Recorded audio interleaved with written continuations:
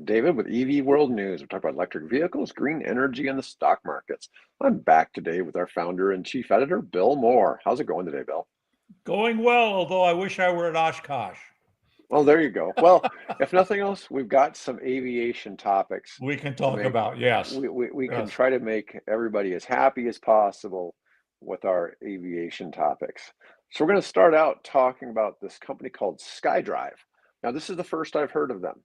And SkyDrive's got a cool looking vehicle. Now, of course, we're EV world, so this means everything from Bikes to buses and beyond. yes, it gets interesting to see what we come up with sometimes. Here we go. Here's our latest electric vehicle right here, the SkyDrive. It's one pilot, two passengers. This is a three-person EVTOL. And let's see. Got a little video playing here in the screen, video in video. Um, it's a Toyota affiliated startup. It's crossed a major hurdle on the path to bringing flying cars to everyday life. Let's see. Sure. Uh-huh. It's officially been issued a G1 certification for the Japan Civil Aviation Bureau, a critical step between full approval and commercial use. Now, this is designed to be a personally owned vehicle. They're showing this off at the 2025 World Expo in Osaka. Um, they have a shared blueprint for what the aircraft must prove in order to safely enter commercial service. It'll be interesting to see how this may play. Normally, I understand aircraft are supposed to have like 45 minutes of extra fuel, right? Well, roughly that, yeah. Yeah, so this is going to be kind of a challenge. This is a completely battery operated aircraft. It's 38 feet long and has 12 electric rotors, carries one pilot, two passengers, and flies up to 62 miles per hour. Has a range of 9 to 25 miles on a single charge. You're not going very far. No, you're not That, going that's far. that's Yeah. a quick trip. Quick urban hops. Shrinks commutes, cuts traffic, avoids air pollution. Yeah, It's yeah. battery powered, has no tailpipe emissions. Um, Man, but 9 to 25 miles. I mean, I don't. I mean, It you got to be well, able to charge at both ends, right? well, you'd have to charge at both ends. Yeah, having a little bit of this past weekend, for example, I was helping build an airplane, so I know what goes into building an airplane. Mhm. And what do you do with 5 to 25 miles? I mean, that's not what I guess if you're living in Tokyo and you want to get from one suburb of Tokyo to another suburb of Tokyo, although they really have a good subway system, but you just don't want to deal with all the people or whatever. I guess that makes sense.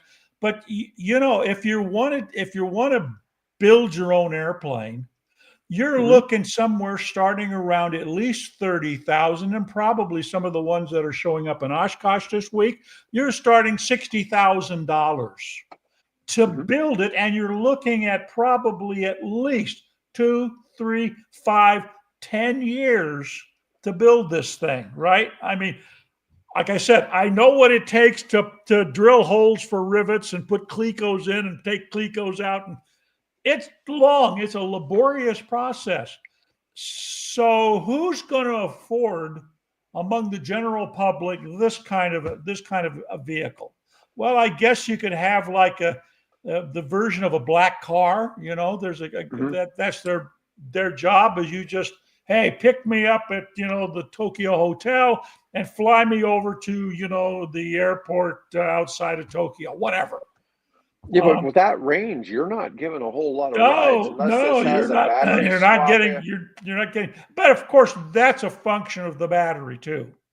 So if they're partnered with Toyota, I would assume that they're probably hoping that they're going to have access to Toyota's solid state battery once it begins to get into the uh, production system.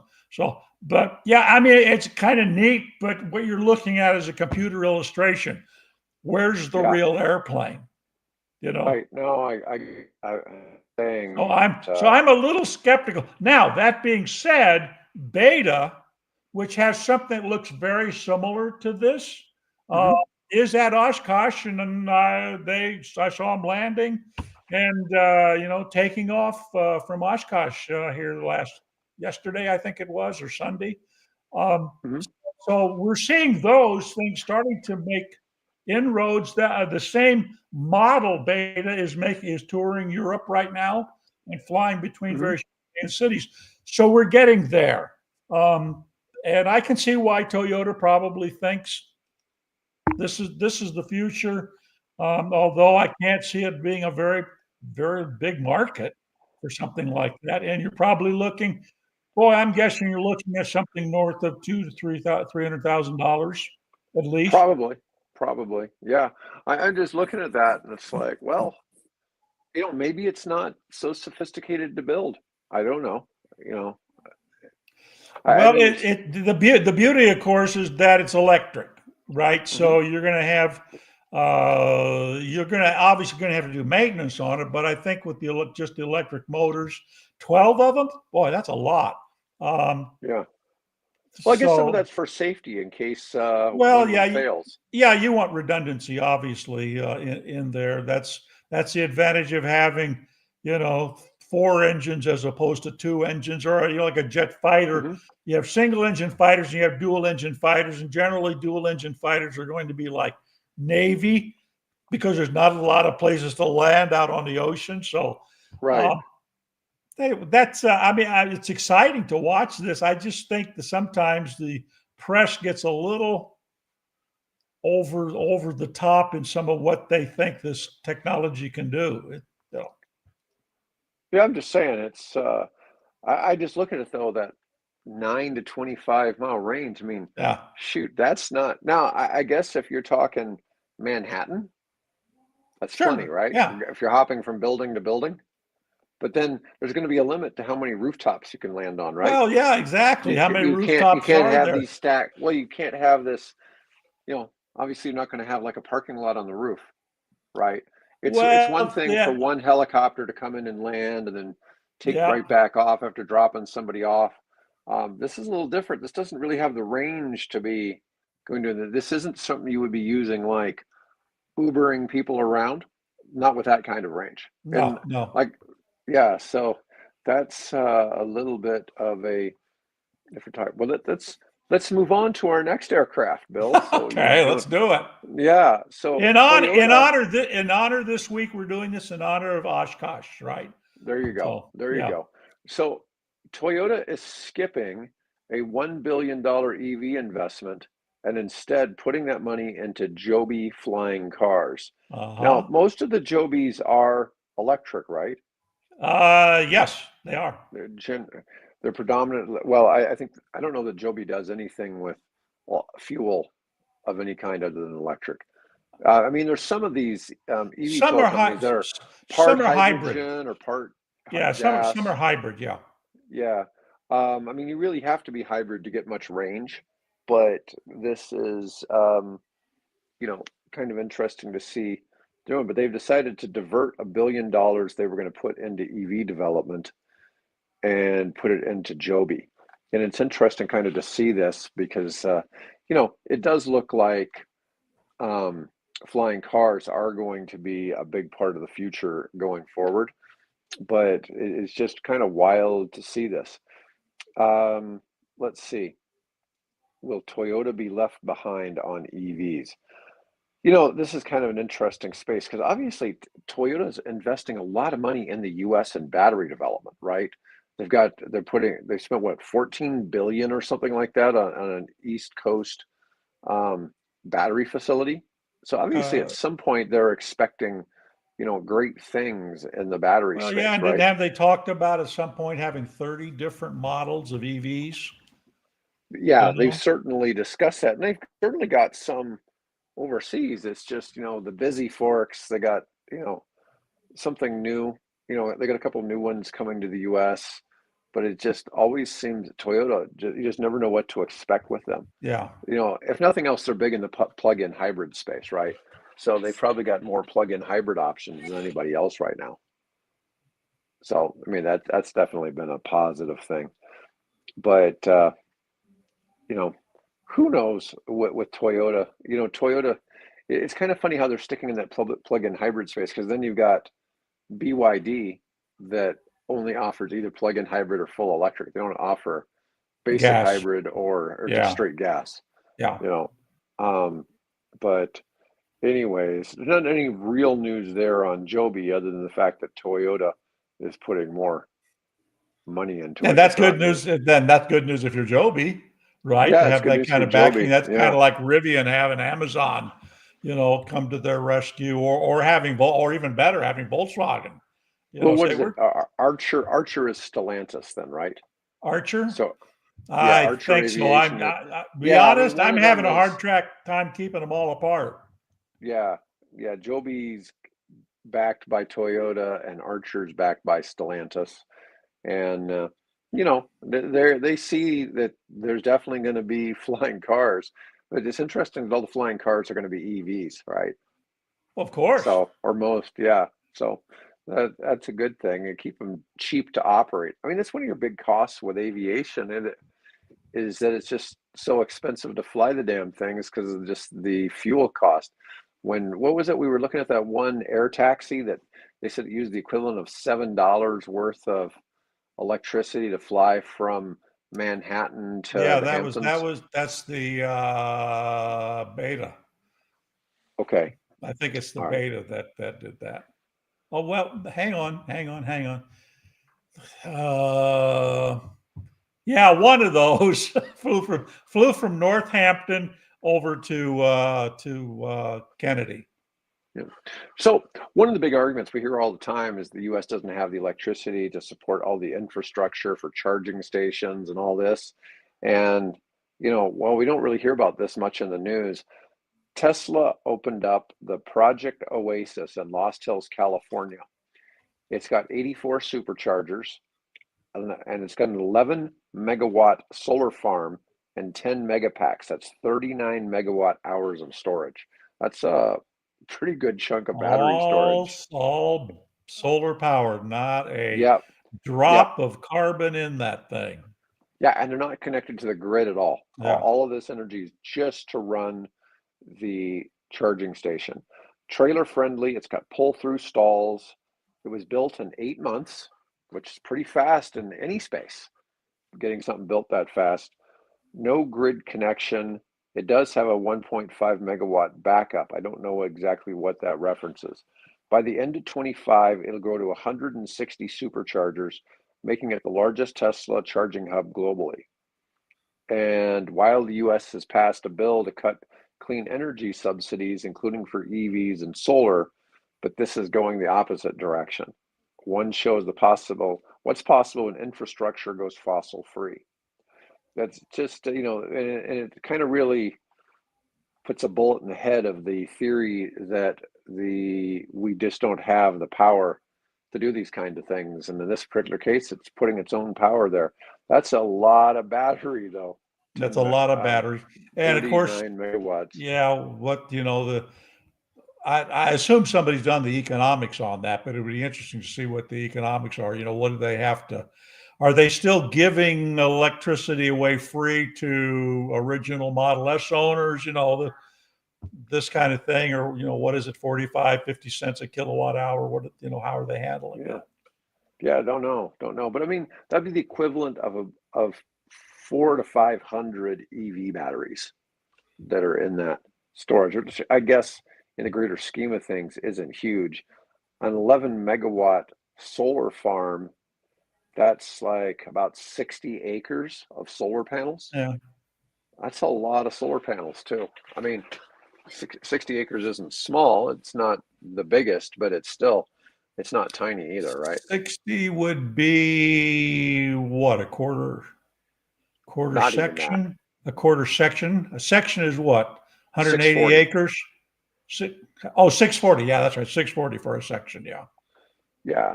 So this would be a So tenth of that. 10%, a little over 10%, 12% of that, of a Yeah. section.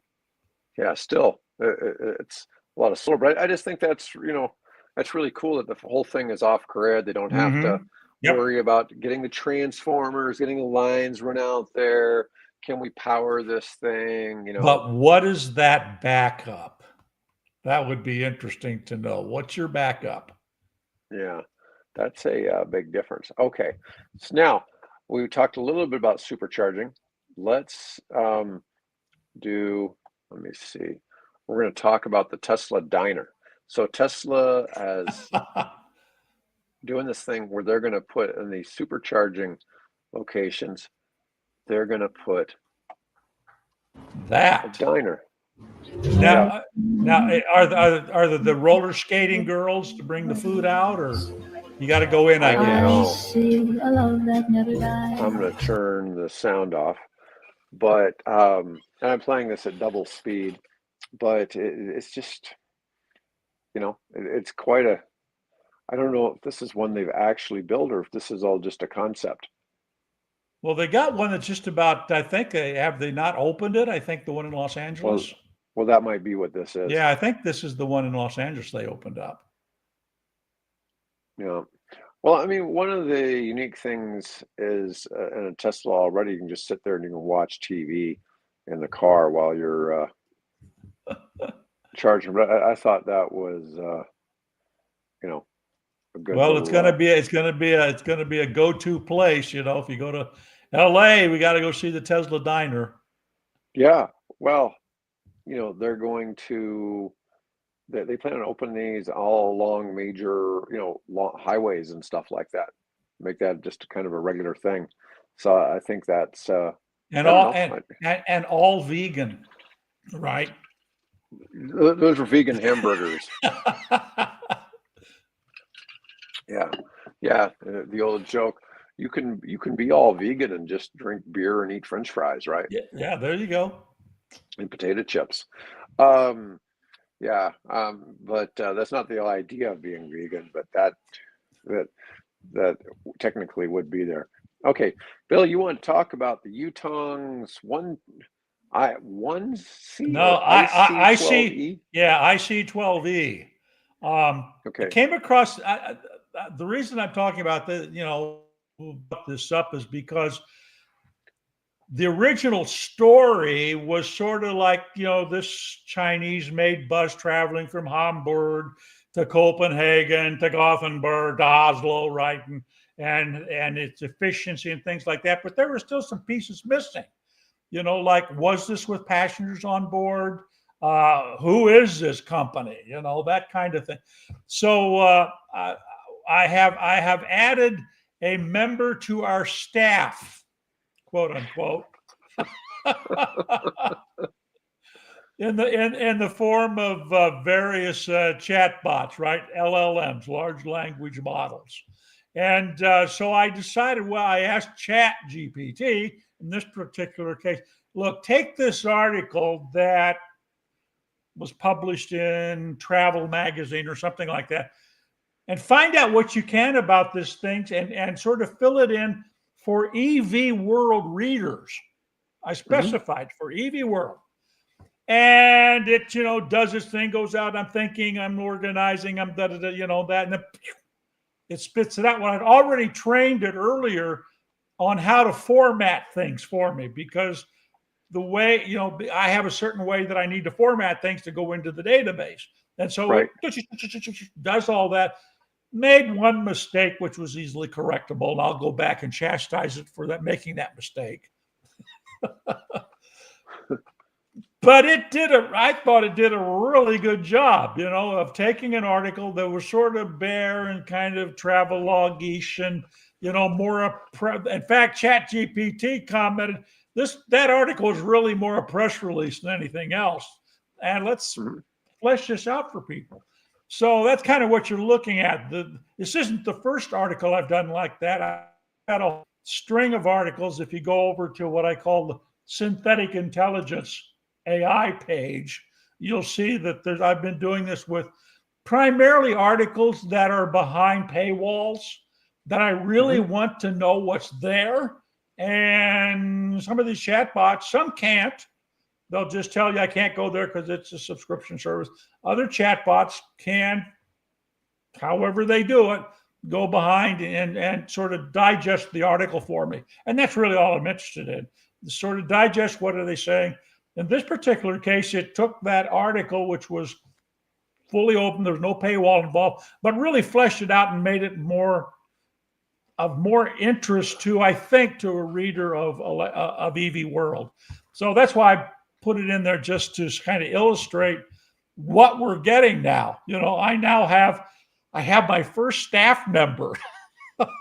There you go. That's pretty funny. Yeah. It was saying here that it started in Hamburg, Yep. went 510 kilometers to Copenhagen, and dropping from a 99% charge to a 28% charge. Had a remaining range of 173 kilometers, which they're saying this was a consumption rate of about 0.84 kilowatt hours per kilometer. Yep. So this is the reverse. We're always talking about, the range per kilowatt hour, and this is how many kilowatt hours it takes to go a mile. That would probably be about 1.2. Go a kilometer. Yeah. Yeah, it'd probably be about 1.2 kilowatts to go a mile. This is a 12-meter bus that has 12 passengers plus their luggage. So yeah. And this changed. So it said adjusted for load consumption, it would probably be 0.97 kilowatt hours. So that raised it about 15% more energy. Well, that's what I asked. I asked it. I said, look, this article, were there any passengers on board this tour, right, from Hamburg to Oslo? No, there were no passengers other than the driver and maybe, an observer from the company or whatever. So I said, well, what would it be with that? And so it ran the numbers. Now, I have no way of knowing how accurate that is, but, I'm wondering. So it went from Copenhagen to Oslo. I'm wondering if it was recharged while it was on the ferry.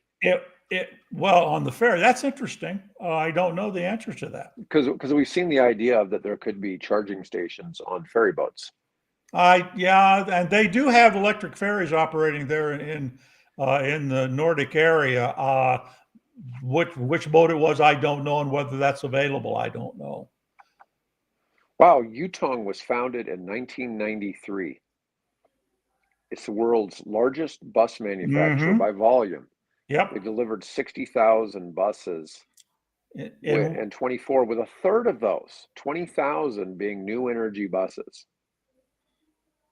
And they're what? Something like, was it 30 countries, or there's 130. 130 out of 184. Yeah. Dominant player in Asia, Africa, Latin America, increasingly in Europe. Its electric offerings span city buses, BRT units, school buses, and now long-distance intercity coaches like the IC12E. Huh. And by the way, the original article that the original publications appeared in was not that bus. I got to looking at the bus that I had posted originally. I said, that's not a intercity bus. That's like a inner city transit bus. So I went and looked and said, oh yeah, give me the right bus. So even that original publication didn't have the right bus, and I was able to quickly, before we came online, give me the right bus and put that photo instead. So this is kind of interesting. I was wondering about charging times. It said it used a single fast charger, and you would assume something this side would be getting 2 jacks, right? But it says 0 to 99% is about 100 minutes, an hour and 40 minutes. With a single fast charger. That's 0 to 99. We usually talk 10 to 80, right? When we're talking cars, we're talking going from 10% to 80% in like 20, 30 minutes, depending on the car, right? But this was 100 minutes. I mean, obviously it's a larger battery. And that's a big part of it too. It didn't actually specify the battery size, but if it can go 500 kilometers, that battery is going to have to probably be almost 600. I think. Oh no, it does say it. It's 540. Although it Yeah, has yeah, 600. It's a 600 kilowatt hour pack. It does say it's a yeah. 600 I think it kilowatt said hour that pack. there was, yeah. So that would be, yeah, that's a pretty big battery. I mean, that's, Well, and it six said, to 10 times the size of a car battery. yeah, it said that it used to go that 1,200 and what was it, 15 or something kilometers, which would of course be, what is that, 800 plus 900 miles. Yeah. It used something like 985 kilowatt hours for that trip. So it was about a kilowatt per mile. hmm But Still, you that's think about care. that. That's a big. That's actually a big step forward. I mean, because we Well, really that think about these buses as being, once again, originally all the EVs were what people consider to be commuter cars, only for using for commuting around town, right? And now right. they're starting to break that Well, mold. and that's what attracted me because up to this point, all the discussion has been centered around inner city transit buses, right? Which operate, on short routes, relatively speaking, and they have to sit for a period of time somewhere anyway to sort of maintain the schedule so they can be charged there. So that's a different operating cycle. Whereas you get on a coach bus, right? And you're traveling from Hamburg to Copenhagen. You've got to have a bus that'll make that trip in one go, right? You don't want to be hmm stopping every 50 miles along the way and recharging. And that's what interests me. So we now have buses that are capable of doing electric buses capable of doing intercity travel. Yeah, that's a big change.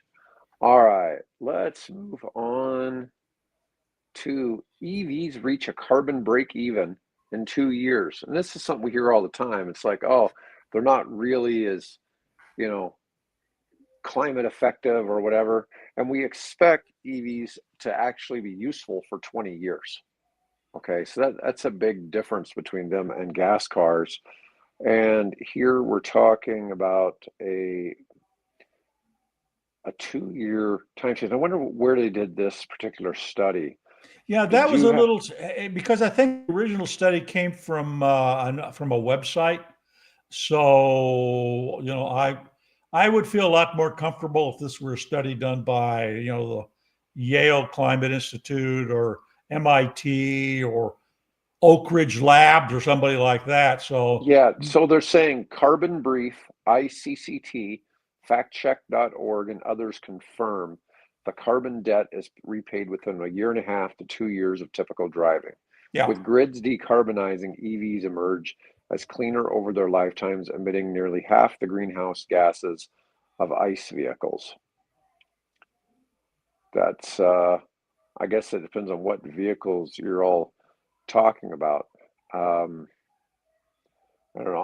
I think given the choice, if all other things are equal, people would rather drive a car that's less polluting, right? And as we get further down the road and EVs keep becoming more and more affordable, it's not going to make sense at all to no, drive. I saw somebody talking about if we banned all gas cars from selling new ones, we're going to have the Havana effect, in that we'll still have, they still have cars driving around that are 80 years old oh in yeah, Havana, and they're certainly not fuel efficient or carbon efficient or whatever. A lot of those have never had a catalytic converter or anything. they're strictly for tourists, right? Or maybe you're operating, because the number of people owning a car in Cuba is very, very small. So if you've got a hmm car, what are you going to do with it? You're probably going to put it to work, and you're going to do that either as a taxi service for your local neighborhood, or you're going to do it as a tourist because it's a 50 Chevrolet, Bel Air, right? Right. Something sort of, a classic from before the Cuban Revolution, hmm and that's part of the attraction. I'm going to go visit Cuba, and I'm going to ride around in one of those classic cars. Um, that's the only reason that you would probably still have those around. No, it's just kind of wild to think about that. Um, anyways, so it's a pretty short period for the decarbonization. We're going to go ahead and move on. I found this survey. Do you think a majority of Americans will have EVs in 20 years? And I'll just put this up on the screen. None of this is earth-shattering. This wasn't necessarily it's from a company called the Cool Down. Did this Okay, that's a website. right, Yeah, and I'm not. They're sort of climate friendly, but they will publish EV news. They yeah. publish all kinds of news. So this is where it kind of broke down. 29% say in 20 years they still don't think the majority of Americans will have EVs. 26% still said only in some states, and 31% said absolutely. 14% weren't sure. I mean, 23,000 people have taken the poll. Hmm. I thought that was, That's interesting. I mean, that particular website generally tends to attract people with a more left-leaning bent, yeah. sort of neutral to skewing to the left, rather than I think to the right. I go on there and they publish a lot of stuff about EVs, and so I'll Hmm. link to them. So I wouldn't regard them as being anti-EVs. It's just based on what They're we're just seeing publishing here. news. Yeah. Yeah. Yeah, that's one of the challenges. We try to be somewhat non-biased in what we talk about, but it's hard not to have some inherent biases when we see people doing stupid stuff. So, we do tend to post our own comments on that. But it's just hard to fathom in 20 years. I mean, the thing is, in 20 years, um, this is going to be one of the problems. EVs keep getting cheaper, right? And they last longer. So what's going to happen is you're going to And have they're fewer more cars fun to being sold. drive. Yeah. Well, I don't think you're going to have as many cars selling. I think you're going to see a decline in overall car sales. And is part of this also Elon's vision, right? Where I mean, we've got Lucid cutting a Mm-hmm. deal to do robotic taxis.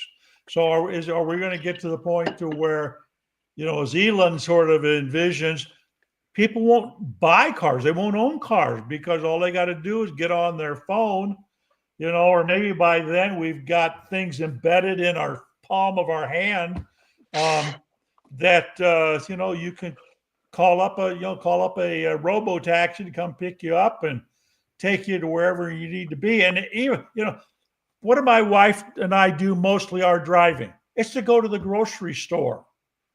Well, Mm-hmm. now you don't even have to do that. The local Hy-Vee just down the road from me here, the Target, you see kids, pushing carts through through the store, putting goods in that people have ordered and they're going to pick up or get delivered. So theoretically, in fact, my wife and I kid about it. She said, as we were going over yesterday, for example, to Trader Joe's, which is 12 miles away, and she's saying, well, here we are on a date again. So that's our dating experience, right? We get together and we drive 12 miles to go walk the aisles of Trader Joe's. But other than I work from home, I don't have to go into an office or anything like that. So what do I need a car for? If I can order all the food I want brought to me, and maybe if I got to run to a doctor's appointment or something like that, I just call up Tuber, or There you go. what was the other one? Luber? Yeah, Luber. Tuber or Luber. Tuber or Luber. So Yeah. You can get your Tesla robo-taxi or you can get your Lucid robo-taxi. Yeah. All right. So Tesla is getting hit with shocking sales news in Canada. They're apparently down like 2/3 in sales. Now, Canada has dropped overall. EV registration in Canada has dropped 32% in the first half of 2025. So it's not just Tesla. but Tesla suffered a 67% drop. Canada halted the incentive for zero emission vehicles program back in January. Quebec had an EV rebate program that has paused for a couple of months, but it's now resumed. And I don't know if Canada ran out of money or what, but they have completely dropped their rebates. Now, Tesla had raised prices on the Model Y and the Model 3 in February in Canada, and then they had to raise them again with tariffs imposed on cars imported from the US. So it hasn't been good for them in that realm. And I just saw, and I had to have a chance to verify it. I just saw that Canada decided to cut off natural gas supplies to America. Really, Yep. that's not going to go well for them. They're going to cut off natural gas supplies to the US. Yeah, that won't bode well for Canada.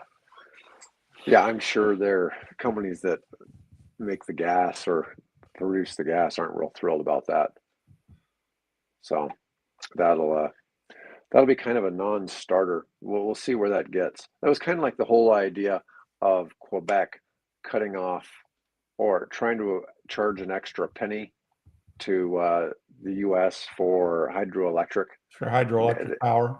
Yeah, Which basically is, that's what a good share of the state of New York runs on it, and the northeastern states is powered by that hydropower out of Quebec. Right. Yeah, Quebec sells it to the US for 4 cents, and the local utilities sell it to the people for 25 cents. And they were talking about raising the price by a penny.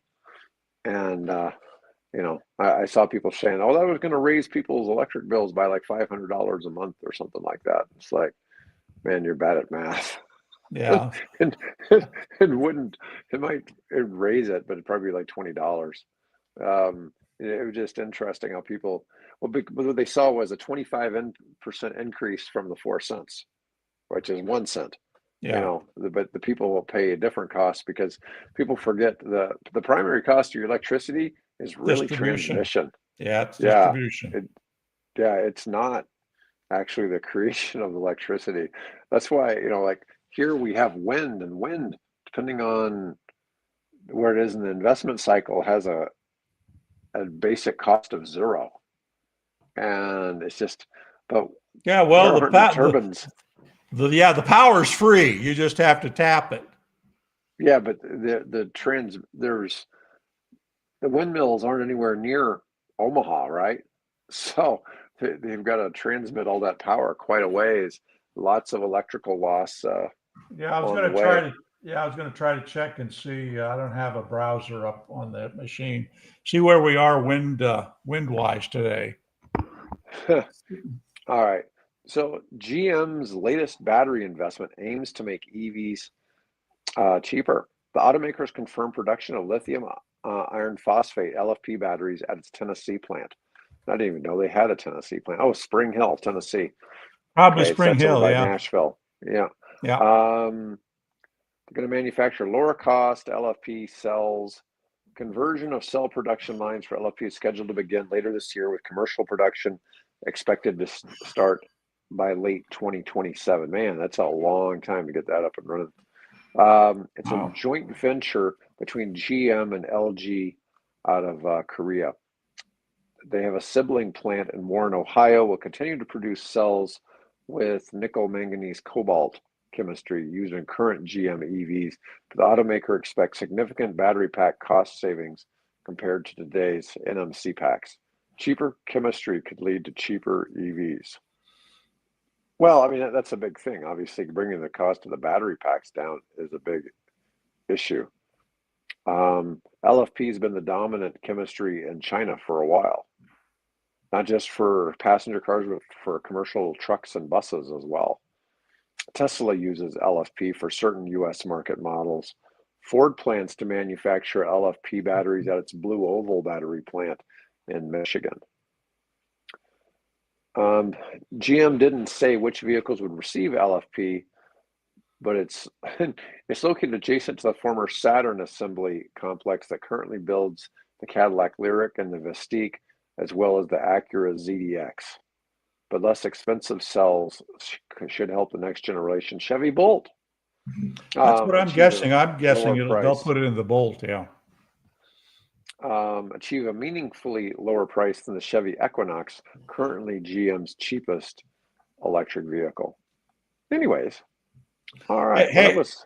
yeah, just Go ahead. FYI here, I just checked. We're at 33% of the electric power that is being distributed through the Southern Power Pool system, of which we're a part, is coming from wind.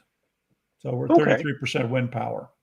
I mean, some days you've seen that hit up around 70%. Yeah, generally 50 to 60%. Yeah, I've had on very rare occasions it's been that high, but yeah, generally 30 to 60% is where we're at.